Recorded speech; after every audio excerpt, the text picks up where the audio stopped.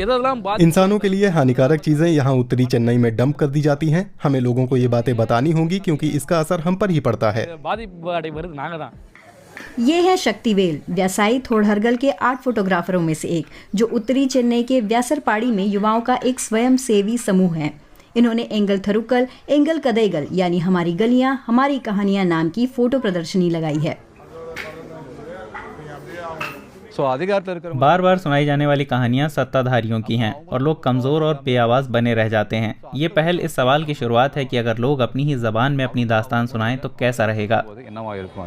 Photographer पालनी कुमार इस समूह के मेंटर हैं। वे निजी अनुभवों के जरिए उत्तर चेन्नई में हाशिए के तबकों की जिंदगी दिखाते हैं। शक्तिवेल वो वाकया याद करते हैं जिसने उन पर गहरी छाप छोड़ी। मैं ऑटो में था। एक यात्री ने अचानक पूछा, ये गंध कैसी है? उसे पता चला कि हम मेरे इलाके व्यासरपाड़ी में हैं। तो उसने कहा, ओह तभी। फिर उसने कहा, अगर यहाँ मच्छर काटें तो इंसान नहीं मच्छर ही मर जाएगा। उसका आशय था कि हम लोग गंदे और जहरीले हैं, इस बात से चोट पहुँचती है। हम भी इंसान हैं, लेकिन उसके हिसाब से हम अलग थे।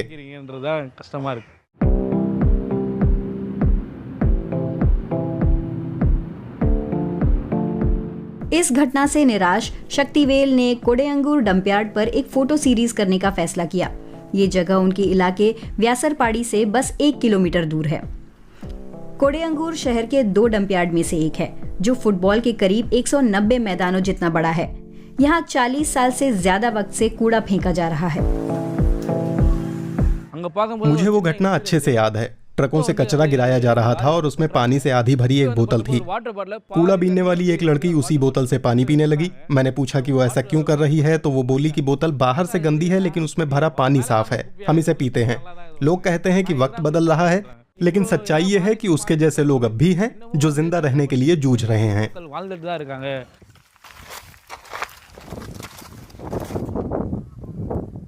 मुझे लगता है कोडंगयूर डंपयार्ड पर शक्तिवेल का काम अहम है। अगर विदेशी हालात दर्ज करने आए तो उन्हें लोगों की कहानियां कभी नहीं मिलेंगी। उनकी जिंदगी कैसी है, वे कैसे रहते हैं, कितनी पीढ़ियों से रह रहे हैं, वे सिर्फ विजुअल दिखाकर निकल जाएंगे। लेकिन शक्तिवेल आगे बढ़कर मदद का इंतजाम करते हैं, जैसे वो बाढ़ के दौरान लोगों के लिए मदद जुटाते हैं।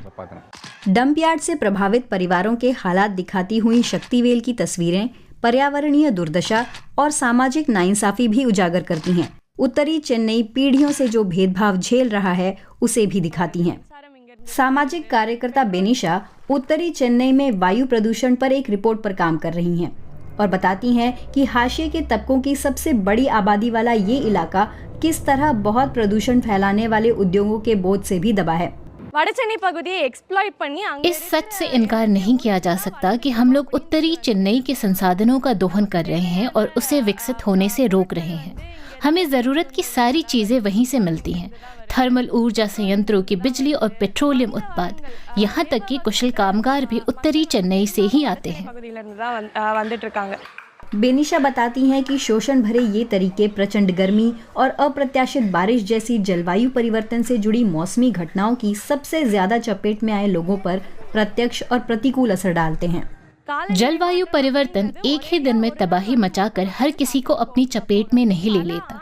यह धीरे धीरे उन्हीं लोगों को प्रभावित करता है जो सामाजिक अन्याय के शिकार रहे हैं और पीढ़ियों से छले जाते रहे हैं।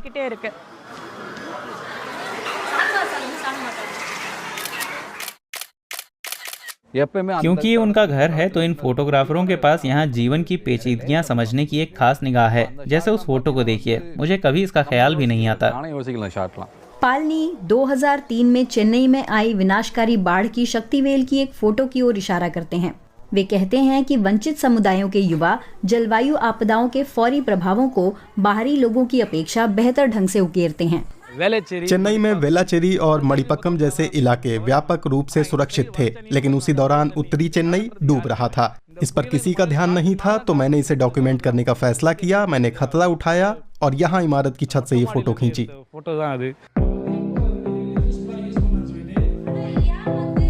हाशिए के समुदाय से आने वाले शक्तिवेल जैसे युवाओं को सशक्त बनाकर एक नई पीढ़ी तैयार की गई है जो सामाजिक पर्यावरणीय मुद्दों पर ध्यान दिलाने वाली अपनी कहानियां सुनाती है।